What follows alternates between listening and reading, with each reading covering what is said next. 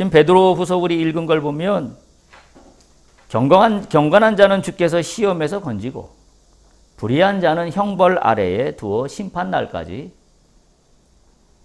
지킨다라고 성경은 말씀하고 있습니다. 경건과 불의를 나누는 게 뭘까요? 경건과 불의를 나누는 분수령이 뭘까요? 우리가 경건의 자리에 완벽하게 나갈 수 없습니다. 어찌 보면 우리는 늘 불의에 가깝습니다.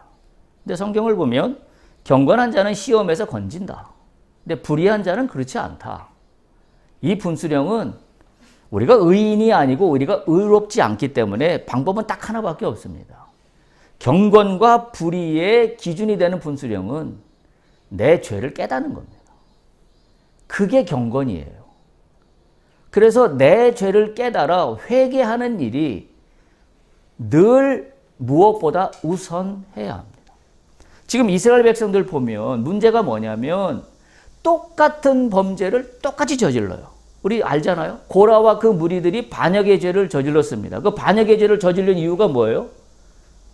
자기의 죄를 바라보지 않았기 때문이에요. 그러다 보니 뭐만 보이냐면 상대방과의 비교만 보입니다. 그러니까 모세를 쳐다보고 아론을 쳐다보고 나를 쳐다보니 모세와 아론은 대단한 것 같고 나는 형편없는 것 같은 이 어떤 그 하나님의 뜻과는 전혀 상관없는 비교 논리에 빠져버리고 만 겁니다. 하나님은 어느 누구나 예수 그리스도의 십자가의 은혜로 말미암아 예수의 피값으로 한 사람 한 사람을 귀하게 사셨어요. 귀하게 한 사람 한 사람을 사셨는데 그렇다면 내가 예수 그리스도의 피로 인해서 내가 구원을 받은 산자가 됐다라고 한다면 사게 되는 대상이 됐다라고 한다면 나는 예수님의 피가 헛되지 않도록 해야 될 일을 단 하나밖에 없어요. 그건 뭐예요? 나의 죄를 깨닫는 겁니다. 왜? 예수님이 나를 위해 죽으신 목적이 나에게 돈을 벌게 해주려고 나에게 명예를 갖다 주려고 나에게 건강을 갖다 주려고 죽으신 게 아니라 뭐 때문에 돌아가셨어요? 나의 죄 때문에. 예수께서 나의 죄 때문에 십자가에 달려셨다는 걸 우리가 안다면 구원을 받은 내가 해야 될 첫 번째 우선돼야 되는 것은 나의 죄를 내가 바라볼 수 있어야 합니다. 그게 믿음입니다. 근데 이게 믿음의 기본이요, 이게 믿음의 바탕이요, 이게 믿음의 어쩌면 전부인데 우리는 믿음을 어떻게 해석하냐면 내가 바라고 원하는 거를 믿는 게 믿음이라고 착각합니다. 그러니까 그러니까 우리가 기도하면 뭐밖에 없냐면 주시옵소서밖에 없는 거예요. 그게 믿음이라고 생각하니까. 근데 진짜 믿음은 뭐냐면 내 죄를 바라봐 주 앞에 고백하며 내 죄가 씻어지도록 주 앞에 나가는 게 믿음이에요. 지금 이스라엘 백성들의 문제는 거기에 걸려 있습니다. 역대상 한번 잠깐 볼까요? 아까 그 봉독한 거에 보면 다윗이 역대상 21장 8절에 이렇게 고백합니다. 다윗이 하나님께 아뢰되 내가 이 일을 행함으로 큰 죄를 범하였나이다. 내가 이 일을 행함으로 큰 죄를 범하였나이다. 그러면서 뭐라고 뒤에 이어지냐면 내가 심히 미련하게 행하였나이다. 내 죄를 깨닫는 거에 내가 소홀하면 내가 영적으로 미련한 짓을 하고 있다는 걸 모릅니다. 지금 이스라엘 백성들이 이 모습이에요. 그러니까 나는 내 판단으로 잘하고 있다고 생각하지요.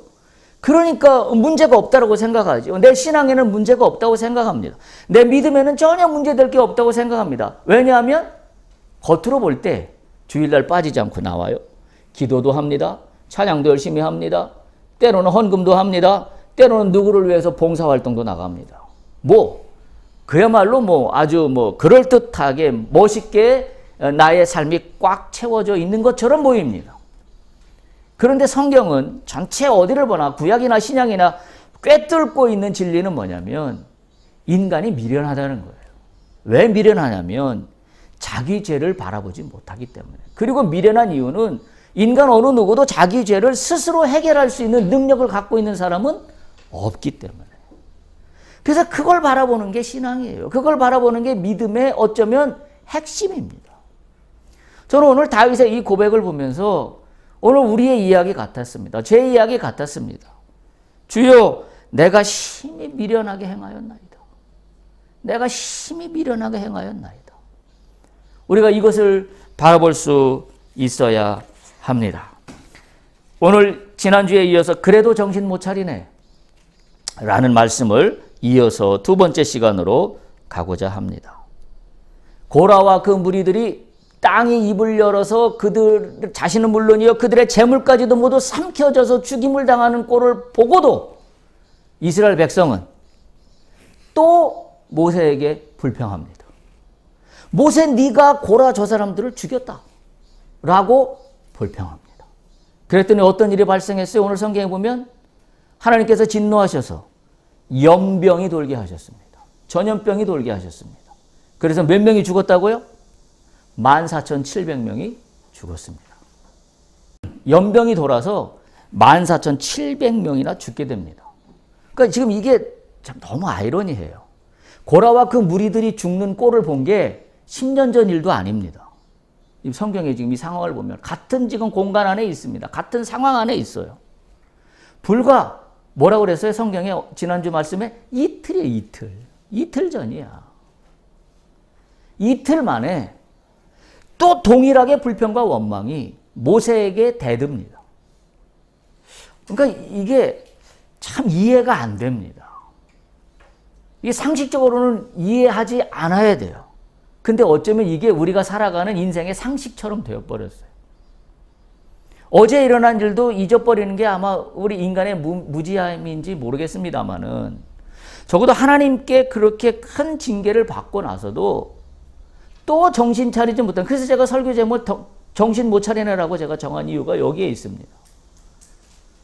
또 동일한 그 범죄를 범하고 있는 모습을 보게 된다는 사실이 참 우리로 하여금 안타깝게 만들고 있다는 거죠.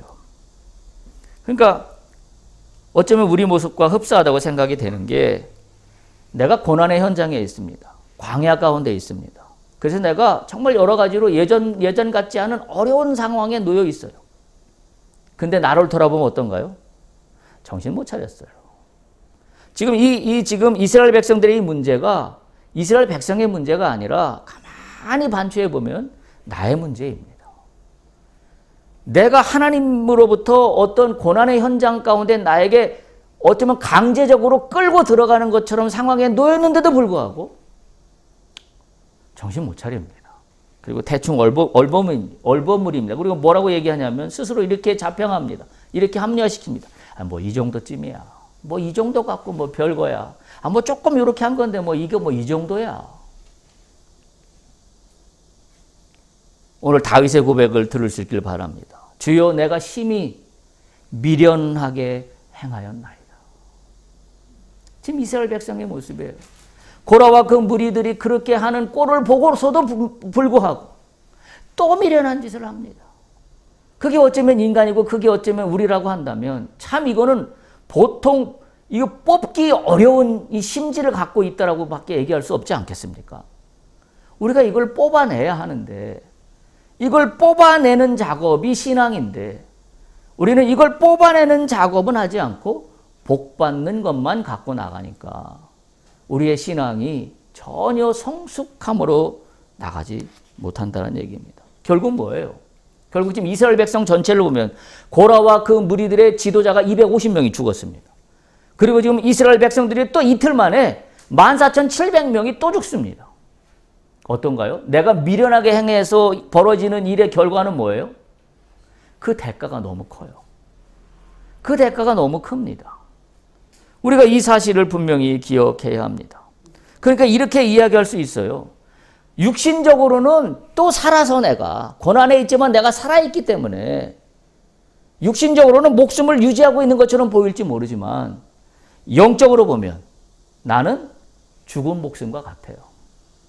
나는 어쩌면 14,700명과 같은 사람일지 몰라요. 다만 지금 하나님의 은혜로 내 목숨이 유지되고 있을 뿐이다라고 생각한다면 내가 미련하게 행하는 이 다윗의 고백이 오늘 나의 고백이 되어야 될 거라 그런 생각을 해봅니다.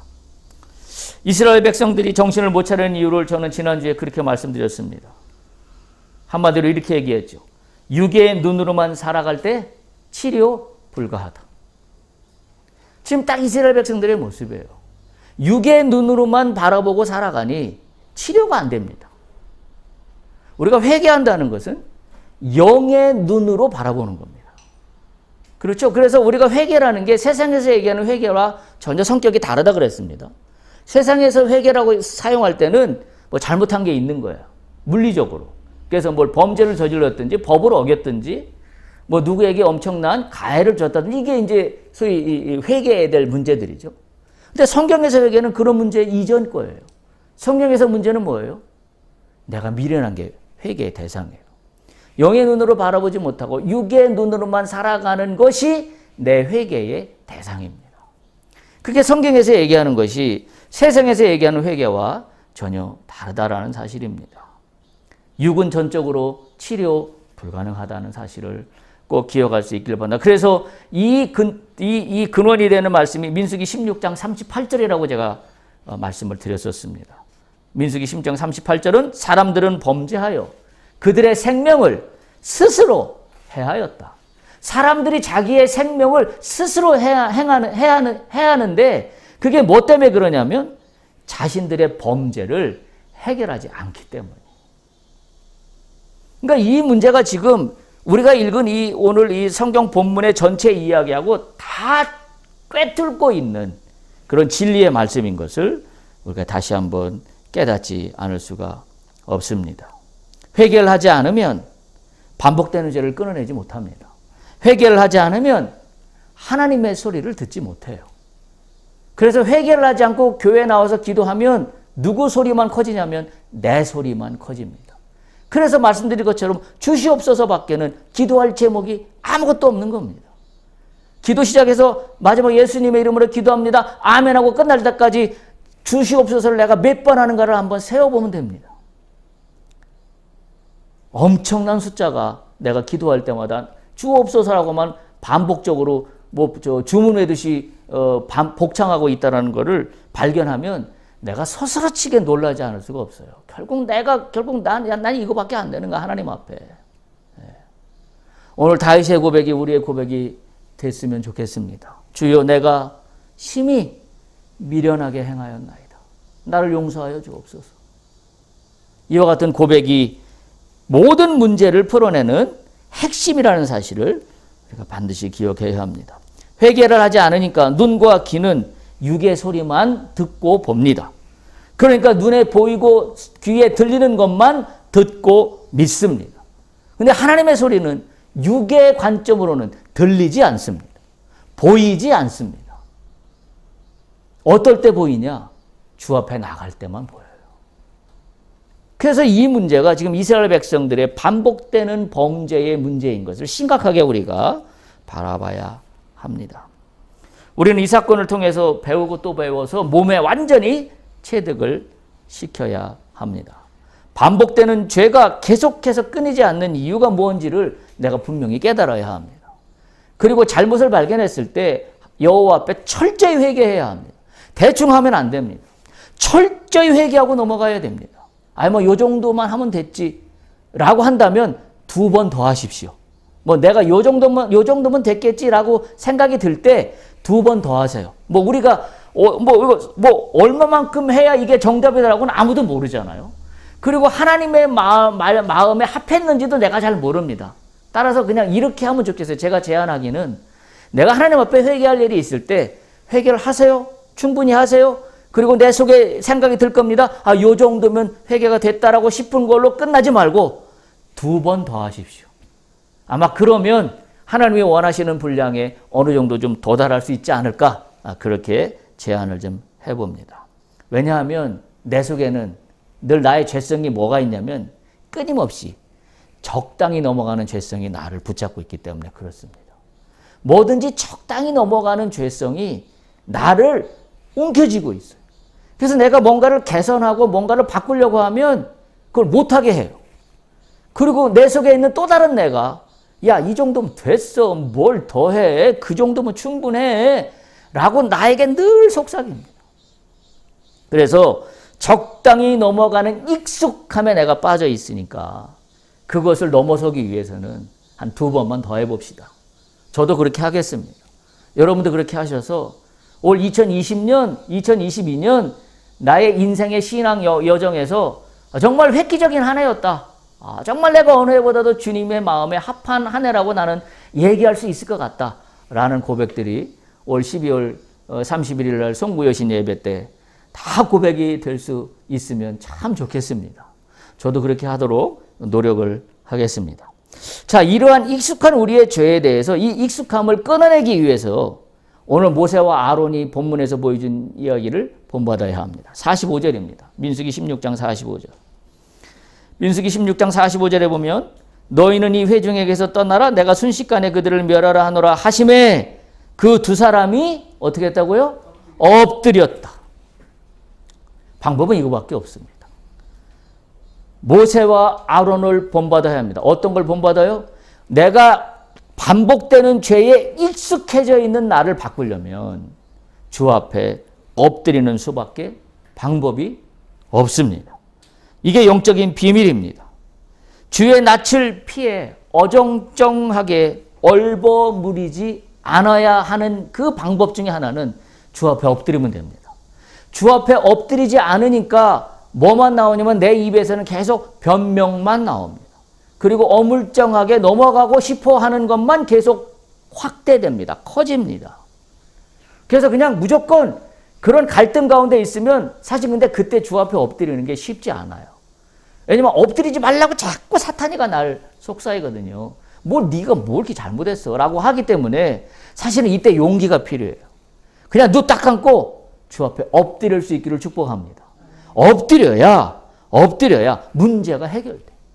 문제가 해결됩니다. 주 앞에 엎드리는 일에 인색하면 그때부터 어떻게 되나요? 이스라엘 백성들처럼 문제를 보고서도 그리고 어떤 일이 나타났는지를 보고서도 다시 불평과 원망이 다시 폭포수같이 쏟아집니다. 결국 뭐예요? 연병으로 14,700명이나 또 죽잖아요. 이게 도대체 뭔 일입니까 이게? 너무나 안타까운 현장이 아닐 수가 없습니다. 그러니까 정신을 못 차리는 이유는 엎드리지 않기 때문이에요. 주 앞에 엎드리지 않고 신앙을 뭘로 해요? 논리로 합니다. 믿음을 뭘로 해요? 분석해서 합니다. 그리고 신앙을 뭐라고 생각해요? 공부한다고 생각해요. 성경 공부 백날 다니면 뭐합니까? 미안한 얘기지만 정신 못 차리는 건 하나도 변하지 않았는데요. 그럼 결국 우리는 뒤집어서 그렇게 하기로 했어요. 그게 핵심이 아니라는 것을. 성경 공부 열심히 다니는 게 핵심이 아니고 뭔가 분석하고 논리적으로 잘 뭔가 정리하는 게 핵심이 아니고 뭐가 핵심이에요? 주 앞에 엎드리는 게 핵심입니다. 오늘 모세와 아론을 본받을 수 있기를 바랍니다. 주 앞에 엎드리면 놀라운 일이 벌어집니다. 주 앞에 엎드리지 않으면 지금 나에게 닥친 문제가 내 영역 안에서만 이해가 돼요. 그래서 내 영역 안의 일로만 받아들여집니다. 근데 주 앞에 엎드리는 순간 이 문제가 하나님의 영역 안에서 바라보기 시작해요. 그러면 이 문제에 대한 해법도 달라지고 이 문제에 대한 원인이 무엇인가의 분석도 달라집니다. 그러니까 그게 안 되니까 내 영역 안에만 갇혀 있어요. 엎드리면 됩니다. 엎드리면 성령께서 그냥 안 있으세요. 감동을 주십니다. 감격을 주십니다. 그리고 나의 바뀌지 않는 나의 이 속사람에 대한 참모습을 바라보게 하세요. 이 작업이 안 되니까 오늘 이스라엘 백성들처럼 정신 못 차리고 반복되는 번제를 계속해서 또 짓고 또 짓고 또 짓고 또 짓고 또 짓는 사이에 하는 건 단 하나밖에 없어요. 엎드리지 않으니까 불평과 원망. 또 짓고 불평과 원망. 또 죄를 짓고 불평과 원망. 또 죄를 짓고 불평과 원망. 이게 만약에 내 인생 속에서 끊이지 않는 쳇바퀴로 돌고 있다고 한다면 이건 우리가 굉장히 심각한 문제로 받아들여야 합니다. 엎드릴 수 있기를 축복합니다. 주 앞에 엎드리세요. 마음이 심란할 때, 마음이 어려울 때, 마음이 복잡할 때, 뭔가 내 뜻대로 일이 풀리지 않는 것 같을 때, 뭔가 마음이 속상할 때, 뭔가 원망이 가득 차오를 때, 뭔가 내 안에 예배 가운데 감격이 없어질 때 엎드리면 됩니다. 분석하지 마십시오. 내가 예배 가운데 감격이 없어요. 감동이 없어요. 감사함이 없어요. 뭐 때문에 예배가 어떻고 뭐 때문에 뭐가 어떻고가 아니에요. 엎드리면 됩니다. 주 앞에 엎드리십시오. 주 앞에 엎드려서 주의 은혜를 구해야 합니다. 에덴 동산에서 아담과 하와가 추방됩니다. 그때 어떻게 됐나요? 범죄를 저지르고 나서 어떻게 했어요? 적당히 얼버무렸어요. 적당히 얼버무린 결과예요. 얼버무리는 게 엄청난 큰 문제인 것을 우리가 바라볼 수 있어야 합니다. 그래서 결국 어떤 결과가 나와요? 에덴 동산에서 추방입니다. 만약에 에덴 동산 안에서 죄를 해결했더라면 아마 우리 인류의 이 후손들의 삶은, 후손들의 이 인간의 존재는 달라졌을지 몰라요. 그런데 아담이 거기서 얼버무렸어요. 자기 죄를 자복하지 않았어요. 그러니까 가만히 보면 성경의 핵심은 뭐냐면 자기 죄를 자복하고 자복하지 못하느냐가 어마어마한 결과 차이를 갖고 온다는 것을, 에덴 동산에서 추방되고 말았다는 사실을 우리가 반드시 기억해야 합니다. 여러분 가운데 또 우리 가운데 어떤 일들이 있습니까? 고난이 멈추지 않습니까? 아니면 어려운 문제 가운데 놓여 있습니까? 아니면 불평과 원망이 계속해서 끊어지지 않습니까? 아니면 새로운 어떤 미래의 계획이 있는데 어찌해야 될지 실마리가 전혀 풀리지 않고 있습니까? 문제가 뭡니까? 방법 하나밖에 없어요. 엎드리십시오. 주 앞에 엎드리십시오. 이제 분석 그만하십시오. 이제 따져보는 거 그만하십시오. 엎드리면 됩니다. 주 앞에 엎드리면 하나님의 지혜가 내가 엎드려서 기도하는 동안에 폭포수같이 쏟아질 줄로 믿습니다. 그걸 붙잡으면 돼요. 그걸. 내가 엎드리지 않고 분석하기 시작하면 나는 어느 영역 안에서만 분석해요? 내가 눈에 보이는 영역, 내 영역 안에서만 분석해요. 이게 전부예요. 근데 내가 하나님 앞에 엎드려서 기도하기 시작하면 어떤 지혜가 온다고요? 하나님의 지혜가 와요. 그럼 이 지혜는 어떤 지혜예요? 내 영역이 아닌 하나님의 영역 안에 있는 지혜가 나에게 부어져요. 우리가 그것을 기대하고 꿈꿔야 합니다. 우리가 그것을 바라봐야 해요. 그래서 우리가 이 문제로 나갈 수 있어야 합니다. 현재의 고난의 문제를 풀어낸 출발점도 또 미래의 나의 삶의 문제를 풀어낼 출발점도 동일합니다. 엎드리는 데 있습니다. 엎드리면 하나님이 붙잡아서 엎드리는 기도 자세로 나가면 성령께서 제일 먼저 하시는 작업이 뭔지 아세요? 성령께서 하나님 뜻대로 내가 엎드려 있으면 성령께서 제일 먼저 하시는 게 나로 하여금 내 죄를 보게 합니다. 내 죄를 바라보게 해요. 내가 기도하는데 내 죄를 바라보는 일이 일어나지 않고 뭘 주옵소서라고만 계속 하고 있다면 내 스스로 그렇게 판단하면 됩니다. 내가 지금 성령의 은혜로 붙잡혀서 엎드려 있지 않다라는 사실을. 아주 동일해요. 공통적이에요. 성령의 은혜로 엎드리면 내 죄를 바라보게 해서 회개 기도가 먼저 나와요. 근데 성령의 은혜가 아니고 나의 욕심으로 엎드려서 기도하기 시작하면 나는 주옵소서밖에 할 이야기가 아무것도 없어요. 그래서 그렇게 판단하시면 됩니다. 내가 내 욕심으로 엎드려 있는 건지 아니면 하나님의 은혜 가운데 정말 하나님의 통치하심을 기대하며 엎드리고 있는 건지의 판단은 내 기도를 내가 들어보면 알아요. 내가 회개의 기도가 나오는지 안 나오는지. 주 앞에 엎드리는 게 문제 해결의 첩경인 것을 우리가 반드시 깨달을 수 있어야 합니다.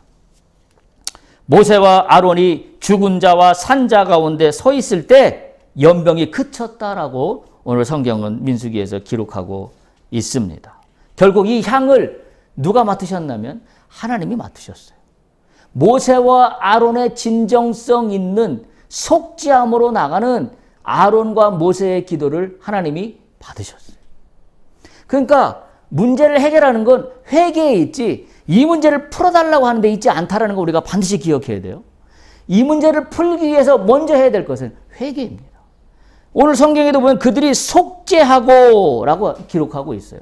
47절에 보면 아론이 모세의 명령을 따라 향로를 가지고 이에 백성을 위하여 속죄하고 그리고 죽은 자와 산 자 사이에 섰을 때에 연병이 그쳤다. 논리가 명확하잖아요. 속죄가 우선입니다. 회개가 우선이라는 사실을 우리가 반드시 기억할 수 있어야 합니다. 오늘 봤던 역대기 본문을 한번 보시기 바랍니다. 역대상 21장 8절하고 24에서 27절인데요. 거기를 한번 펼쳐 보시기 바랍니다. 이 기사는 어떤 내용을 담고 있는 거냐면 다윗이 지금 모든 걸 다 정복했어요. 주변 국가들을 다 굴복시켰습니다. 그래서 다윗을 중심으로 그 주변의 모든 나라들이 다 이제는 다윗 앞에 무릎을 꿇고 있는 그런 상황이에요. 하나님의 은혜를 주셔서 다윗 왕국을 이루게 하셨습니다. 그때 다윗이 인구조사를 합니다. 그 이야기, 오늘 이야기가 2차 인구조사를 하는 이야기입니다. 2차 인구조사가 잘못되었다는 걸 우리가 이미 성경을 통해서 이미 알고 있는 내용입니다. 왜? 하나님의 명령에 의해서 인구조사를 한 게 아니라 다윗이 자기의 세를 과시하려고 인구조사를 한 거기 때문에 그렇습니다. 여기도 똑같은 포맷이 오늘 민수기 포맷하고 비슷해요. 결과가 어떻게 됐나요? 다윗이 인구조사를 했습니다. 결과가 어떻게 됐냐면 7만 명이 죽어요. 7만 명이. 역대상 21장 14절에 나옵니다.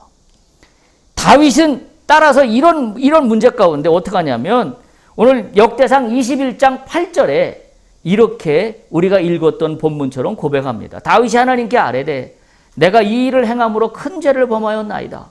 이제 간구하옵나니 종의 죄를 용서하여 주옵소서. 내가 심히 미련하게 행하였나이다. 말씀드렸죠? 다윗이 제일 위대한 건 뭐냐면 회개가 빨라요. 회개라는 걸로부터 자기의 문제의 단추를 푸는 비밀을 다윗은 알아요. 우리는 미련하여서 문제가 생기면 회개할 생각을 안 하고 뭐만 쳐다봐요? 문제가 풀어지는 것만 쳐다봐요. 그러니까 문제가 안 풀려요. 다윗의 위대함은 여기에 있습니다. 내가 심히 미련하게 행하였나이다. 여러분에게 어떤 문제가 있습니까? 여러분에게 어떤 문제가 있든지 상관없이 제일 먼저 해야 될 일을 주 앞에 무릎 꿇고 엎드려 주여 내가 미련합니다. 나를 용서하여 주옵소서. 나의 죄가 뭔지를 깨닫게 하여 주옵소서. 이게 우선돼야 돼요. 이게 우선되면 내가 구하지 않아도 하나님께서 알아서 당신의 뜻대로 풀려면 풀 것이고 다치게 놔둘 거면 다치게 놔두실 거예요. 이미 그것은 내 영역이 아닙니다. 내가 할 수 있는 영역은 회개하는 거예요. 주여 내가 미련하게 행하였나이다. 나를 불쌍히 여겨 주옵소서. 이게 첫 번째 단추이자 핵심 키라는 사실을 반드시 기억할 수 있기를 바랍니다. 근데 사실은 저에게 감동을 준 것은 이 다음입니다. 다윗이 잘못으로 이스라엘 백성들이 이제 전염병으로 하나님께서 벌을 하시잖아요. 그래서 하나님이 회개를 하시는데 이때 말씀드린 대로 다윗이 내가 심히 미련하게 행하였다. 종의 죄를 용서하여 주옵소서라고 진정한 회개를 합니다. 그런데 이 회개가 진짜인지 가짜인지가 판가름 나는 사건이 바로 이어서 나옵니다. 무슨 사건이냐면 다윗이 오르난이라고 하는 사람의 타작마당에 이르럽니다. 그래서 오르난이라고 하는 사람의 타작마당에서 하나님께 제단을 쌓으려고 그래요. 그런데 이 오르난은 어떤 사람이에요? 성경에 보면 이스라엘 백성이 아니에요. 여부스 사람입니다. 다시 말하면 무슨 얘기냐면 다윗이 정복하여서 주변 국가를 굴복시킨 그 여부스 그 민족의 한 사람 오르난이라는 사람이에요. 근데 이 사람의 지금 타작마당에서 제단을 쌓으려고 그래요. 다윗 나는 왕입니다. 어떻게 하면 될까요? 난 하나님께 예배를 드리려고 그래요. 목적이 거룩하지 않아요? 목적이 거룩합니다. 그리고 진정한 내가 회개를 했습니다. 그래서 목적이 거룩하기 때문에 수단도 내가 내 마음대로 하면 된다고 생각하는 게 우리의 착각이에요. 근데 다윗은 어떻게 했냐면 오늘 본문에 보면 이렇게 이야기합니다. 역대상 21장 24절입니다. 다윗 왕이 오르난에게 이르되 그렇지 아니하다. 이 얘기 뭐냐면 오르난이 우리를 정복한 왕이 나의 타작마당을 제단을 쌓는데 쓴다 그러니 왕 마음대로 쓰세요. 왕이 갔다가 제 마당을 마음대로 당신 마음대로 쓰세요라고 이야기를 해요. 그러니까 다윗이 이렇게 얘기합니다. 오르난에게 이르되 그렇지 않다. 내가 반드시 상당한 값으로 사리라. 내가 여호와께 드리려고 내 물건을 빼앗지 아니하겠고 값없이는 번제를 드리지도 아니하리라. 저에게 감동을 준 부분은 이 부분입니다. 내가 여호와께 드리려고 내 물건을 빼앗지 아니하겠고 값없이는 번제를 드리지도 아니하리라 라고 하면서 다윗은 그 턱값으로 600세겔을 오르나에게 주었다라고 성경은 기록하고 있습니다. 자, 앞에 다윗이 회개를 했어요. 그 회개가 지금 그 진정성이 어디서 증명되고 있어요? 오르난의 타작마당에서 증명되고 있습니다. 여기서 우리가 이 다윗과 저와의 차이예요. 다윗과 우리와의 차이입니다. 내가 회개를 했어요. 회개했으니까 이젠 다 됐어. 그래서 내 마음대로 해도 돼. 왜? 다윗은 그렇게 해도 되는 위치에 있습니다. 왜냐하면 정복한 국가의 왕이기 때문에. 근데 피지배 계층인 여부스 사람 한 사람에게까지 다윗은 이렇게 고백합니다. 내가 여호와께 제사 드린다라는 명분으로 네 물건을 뺏지 않겠다. 값없이 내가 네 땅을 사용하지 않겠다. 놀라운 일입니다. 참으로 놀라운 일이 아닐 수가 없습니다. 이것을 하나님께서 받으셨어요. 문제가 해결됩니다. 문제가 해결돼요. 오늘 읽었던 27절 보시면 그렇게 기록하고 있지 않아요? 오늘 역대상 27절에 보면 여호와께서 천사를 명령하시매 그가 칼을 칼집에 꽂았더라. 재난이 그친 겁니다. 연병이 그친 겁니다. 우리는 여기서 귀중한 걸 발견해요. 공짜가 없다. 하나님 앞에 나가는 게 공짜가 없다. 그리고 대충 되는 것도 없다. 얼버무려서 하나님 앞에 나가는 것은 죄악이다. 다윗이 그 모습을 명확하게 보여주고 있기 때문에 그렇습니다. 우리는 하나님 앞에 나올 때, 내가 예배 자리에 나올 때 나의 진정성은 어떠한가요?